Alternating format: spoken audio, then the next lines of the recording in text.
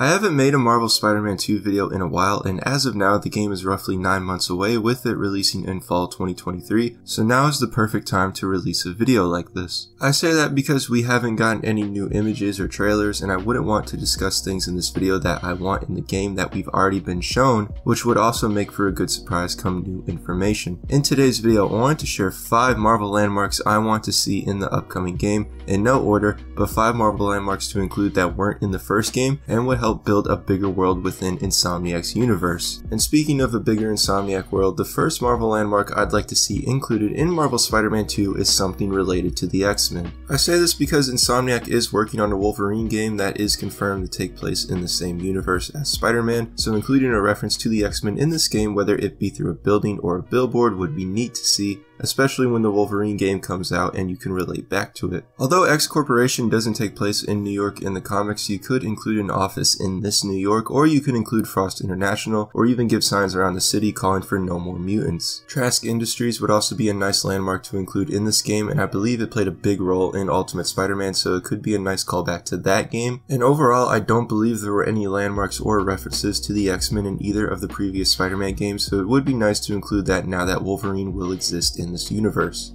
Next, another landmark I would like to see in the next game that wasn't included in either of the previous games but is one of New York's iconic skyscrapers within the Marvel Universe is the Baxter Building. This is one of the most iconic Marvel landmarks missing from the previous games, and aside from graphic changes and some slight changes around the city, New York must have different skyscrapers come next game, and this would be one of the best to include. Ideally, I would like there to be a race challenge located near this building as a callback to Ultimate Spider-Man, and it would also be interesting if one of the buildings from the previous games were to be renovated into the Baxter Building, like what we saw with Fist Tower and Miles Morales. And speaking of Miles Morales, his game takes place in Harlem, and as far as I remember, Harlem's Captain America Luke Cage has no reference in Miles Morales. I wonder if this was because Insomniac wanted to make Harlem Miles' home in this universe, but even so, I think it would be cool if they included the barbershop from his series in the game, or even the character himself if part of the game is to take place in Harlem. And that would be kind of cool since Cage played a big role in Web of Shadows, and this game will deal with the symbiotes, so like the Baxter Building having a race challenge, it would be a nice callback to a previous Spider-Man game.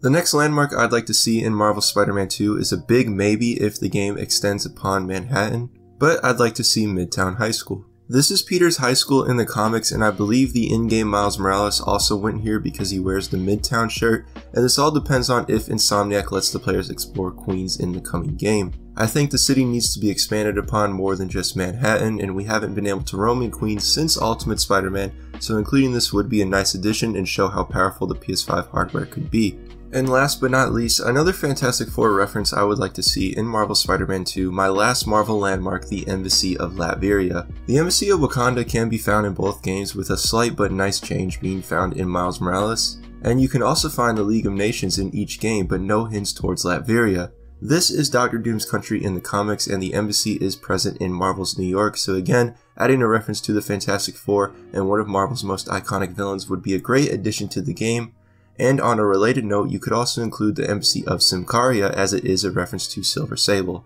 So there you have it, 5 Marvel landmarks I would like to see in Marvel Spider-Man 2. Let me know what you guys think and if there were any landmarks that you want added that I didn't include in this video. Also, if I sound a bit off today, I apologize. For some reason I got over a cold just to get a slight cold again. But hopefully come my next video I'm back to being 100%.